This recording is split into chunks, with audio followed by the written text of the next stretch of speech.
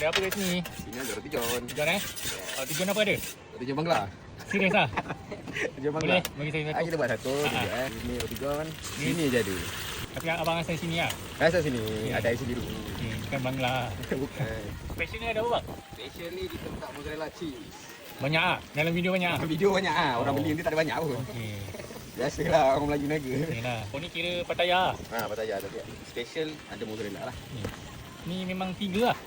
Telur dia? Ya, telur dia tinggi. Penuh. Kali 2 lah. Kali 2 kita tambah satu lagi. Cair, dia. Banyak. Lama. Telur pakai grade apa? Telur grade A. Masya-Allah. Cheese kat dalam. Ya, cheese kat dalam. Telur orang letak kat luar kan? Kita tarik. Siap. Siap. Ni tak mayu Tak mayu. Kita maintain lagi mayu kita macam biasa. Nelis Yes. Masya-Allah. Yang 88 pun guna mayu sama kan?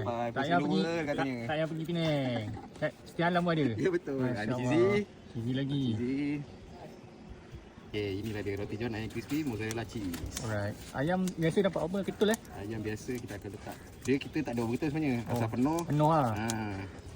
Janji puas hati customer tengok Alright, so kita tak so chili. Alright. Tahun depan dah viral lah takkan orang tak tahu.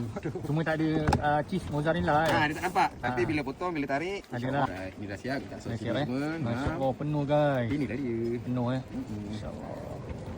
Puas hati. Puas hati insya-Allah. Dia memang potong 6 Potong 6. Kalau macam ni harga berapa? RM20 saja. 20. RM20. Kalau roti john ayam crispy biasa berapa? Roti john ayam crispy biasa RM14 sahaja. Biasa yang lain pun ada juga Ada ayam daging RM8, kawin ayam daging RM9. Portion memang melimpah macam ni lah. Macam biasa. Alright, kat mana dah dapat yang? Dapatkan di Burger Koko Timah setiap alam di hadapan Nasi Kandar Basement. Waktu operasi? 5 petang hingga 12 malam sepanjang bulan Ramadan. Alright.